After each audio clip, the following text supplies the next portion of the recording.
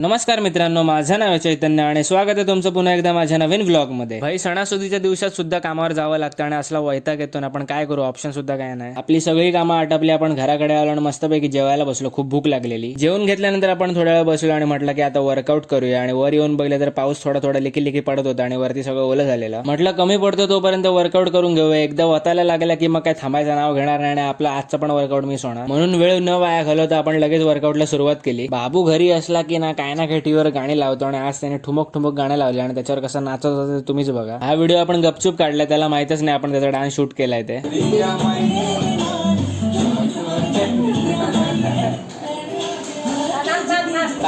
video